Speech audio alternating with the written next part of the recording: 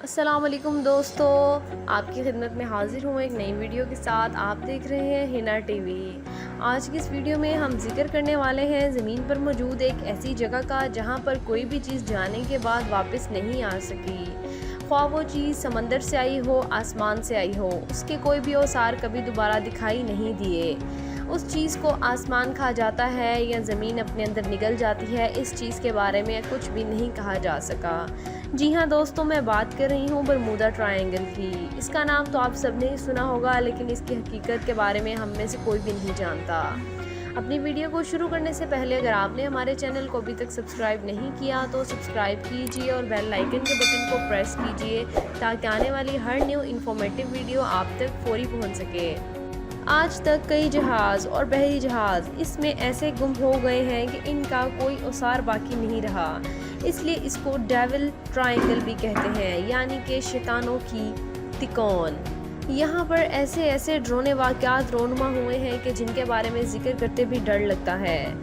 بہت سے scientific experiments اور ریسرچز کی جا چکی ہیں لیکن کوئی بھی سیٹسفیکٹری جواب ابھی تک نہیں مل سکا۔ بہت سے تجربات گزشتہ کئی سالوں سے ہوتے آ رہے ہیں۔ اس کہانی کی ابتدا 527 سال پہلے ہوئی۔ اکتوبر کا مہینہ تھا۔ کولمبس ان دنوں اسی راستے سے گزر رہا تھا۔ اس سفر کے دوران اسے تیز چمکتی روشنیاں دکھائی دیں۔ بہت پہلے اس کے بارے میں سب نے سنا تھا لیکن اسے بھلا دیا گیا۔ کولمبس روشنیوں کا شکار ہو گیا اور کولمبس کا جہاز ڈوب گیا۔ 1947 میں امریکہ کے 5 جہاز برمودا پر اٹھتے ہوئے غائب ہو گئے اور آج تک پتہ نہ چل سکا۔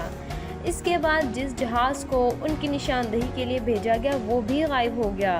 ان سب باتوں نے لوگوں کو حیرت اور تفتیش میں ڈال دیا اور بھی بہت سے حقائق سامنے آتے گئے۔ دوستوں، برمودا کے بارے میں بہت سی تھیوریز موجود ہیں۔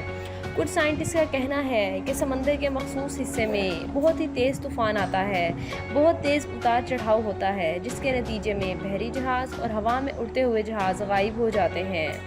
اور کچھ سائنٹسٹ کا ماننا ہے کہ برمودا ٹرائنگل کے نیچے میتھین گیس موجود ہے، جس کی وجہ سے سمندر میں دھماکے ہوتے ہیں اور یہی گیس آسمان پر بادل پھیلا دیتی ہے، جس کی وجہ سے ہوائی جہاز اس کی زد میں آ جاتے ہیں اور تباہی اور بربادی شروع ہو جاتی ہے۔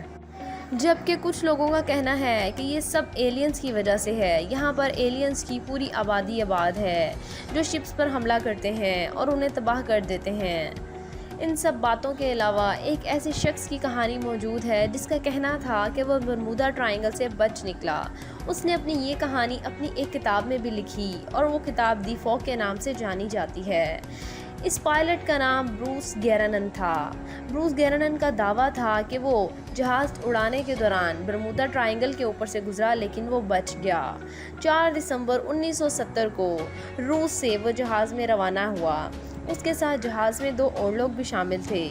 بروس جہاز اڑا رہا تھا۔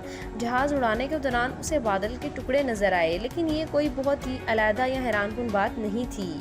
جہاز اڑاتے اڑاتے وہ کافی بلندی پر پہنچ گیا، یہاں تک کہ ایک پوائنٹ ایسا آیا کہ جہاز برمودا کے بالکل اوپر تھا۔ اچانک ایسا ہوا کہ بادل جہاز کے ارد گرد جمع ہو گئے اور جہاز کو گھیرے میں لے لیا۔ بروس جہاز کو بادلوں کے بیچ سے نکالتا ہوا لے جانے کی کوشش کرتا رہا، لیکن اسی طرح اسے ہر طرف اندھیرا ہی اندھیرا نظر آنے لگا۔ اس کا کہنا ہے کہ اس دوران اس نے کچھ جلتی ہوئی اور بجھتی ہوئی بتیاں بھی دیکھیں، سفید رنگ کی لائٹس جو دیکھنے میں ایسا لگتا تھا کہ آسمانی بجلی چمک رہی ہو، لیکن یہ بجلی نہیں تھی، یہ کچھ اور ہی تھا۔ اسی دوران بروس کو کچھ اور بھی حیرت انگیز منظر نظر آنے لگے۔ اس کا کہنا تھا کہ بادلوں کی ایک ایسی دلدل اس کے سامنے تھی جو اسے لگاتار اپنی طرف کھینچ رہی تھی۔ بروس کا دل بہت ڈر گیا اور اس وقت وہ یہ سمجھنے سے قاصر تھا کہ یہ سب کچھ کیا ہو رہا ہے۔ اس کے بعد اس کو بادلوں کی سرنگ نظر آئی اور جہاز اسی سمت خود بخود کھینچا جانے لگا۔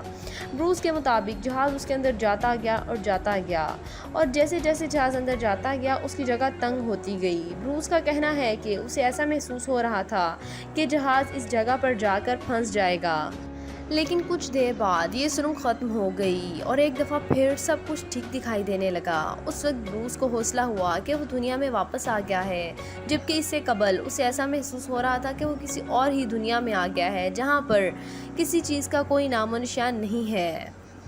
اس سے پہلے کے مناظر جو اس نے دیکھے تھے ان کے بارے میں وہ کہتا ہے کہ مجھے بتاتے ہوئے بھی خوف محسوس ہوتا ہے۔ بروس نے بتایا کہ جب وہ اس سارے واقعے سے گزر رہا تھا تو اس کے جہاز کا سارا سسٹم اپسیٹ ہو چکا تھا۔ اس نے ایئر کنٹرولر سے رابطہ کرنے کی کوشش کی لیکن ایسا نہیں ہو سکا، یعنی کہ جہاز کا کوئی بھی حصہ ٹھیک سے کام نہیں کر رہا تھا۔ اور اس کے بعد بروس کو پتہ چلا کہ اس کا جہاز ریڈار پر بھی نظر نہیں آ رہا تھا۔ اس سارے واقعے کے دوران اور بھی بہت سے حیرت انگیز واقعات رونما ہوئے۔ بروس کا کہنا ہے کہ وہ جس سفر پر روانہ ہوا تھا اس کا کل عرصہ 75 منٹ کا تھا، لیکن اس سارے واقعے سے گزرنے کے بعد وہ اپنی منزل پر صرف 45 منٹ میں پہنچ چکا تھا۔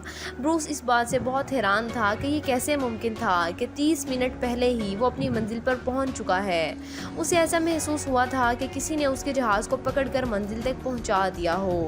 جس سفر پر بروس روانہ تھا اس سفر پر جانے کے لیے جہاز کا بہت زیادہ فیول خرچ ہوتا ہے، لیکن بروس کا کہنا ہے کہ برمودا ٹرائنگل سے گزرنے کے بعد اس کا فیول بہت ہی کم خرچ ہوا تھا۔ اس کے بعد بروس کی کہانی بہت پاپولر ہو گئی اور مختلف کتابوں میں چھپنے لگی، لیکن دوستو بروس وہ خوش نصیب تھا جو برمودا ٹرائنگل سے بچ نکلا، جبکہ اب تک جتنے بھی جہاز، بحری جہاز اور جتنے لوگ برمودا کا نشانہ بنے ہیں ان کا کوئی بھی آثار باقی نظر نہیں آیا۔ برمودا ٹرائنگل کی کیا حقیقت ہے؟ یہ کون سی زمین ہے؟ اس کے اندر کیا چیز ہے؟ اس کی حقیقت ابھی تک ایک پہیلی بنی ہوئی ہے۔ بہت سے سائنسدان اس کے اوپر تجربات کرنے میں مصروف ہیں، لیکن یہ پہیلی ابھی کسی سے بھی سلجھائی نہیں جا رہی۔